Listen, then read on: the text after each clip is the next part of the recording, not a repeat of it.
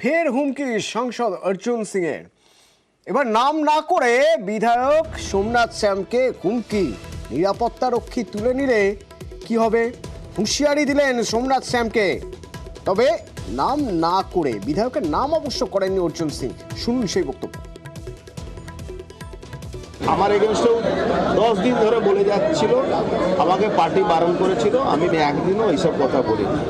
আমি শুধু পার্টির কাছে আবেদন করব, এই যারা দলের ক্ষতি করছে কিছু সো কল লোকেরা, তাদের শুধু সিকিউরিটি তুলে দিক, এরা দলের বিরুদ্ধে কেউ কারো বিরুদ্ধে বলবে না। এরা তো দলের থেকে ফায়দা নিয়ে দলের এগেনস্টে কাজ করছে। এদের সিকিউরিটি তুলে দিক, তাহলেই দলকে যে খাস্তা করছে, বিজেপির হাত মজবুত করছে, সবটাই বন্ধ হয়ে যাবে। যখন তিনি নাম না করে একরকম হুঁশিয়ারি দিচ্ছেন সোমনাথ শ্যামকে, তখন তাকে চুপ থাকার পরামর্শ দিচ্ছেন কুণাল ঘোষ। অর্জুন বাবু কি বলছেন, কোনটা দলের বিরুদ্ধে কোনটা দলের পক্ষে, এগুলো যদি না জেনে অর্জুন সিং এই ধরনের কথাবার্তা বলতে যান, তাহলে আগে উনি নিজের এলাকাটা সামলান। ভোটের আগে বিজেপিতে চলে গিয়েছিলেন, তখন তো দলের প্রতি দরদ ছিল না।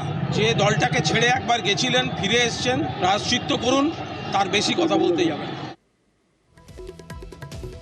বিতর্কে ইতি টানতে বার্তা ফিরহাদ হাকিমের। অনুরোধ করব, দলের যদি কোনো সমস্যা থাকে, পার্টি অফিস আছে, সুব্রত বক্সী আছেন, অভিষেক ব্যানার্জি আছেন, তাদের সামনে কথা বলুন। দয়া করে স্টেটমেন্টের লড়াইয়ে যাবেন না।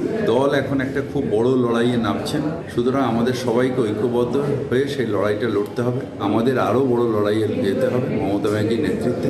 যারা ছোট বড় সবাই একসাথে মিলে লড়াই করব, তার কারণ আমাদের সবার নেত্রীর নাম মমতা বন্দ্যোপাধ্যায়।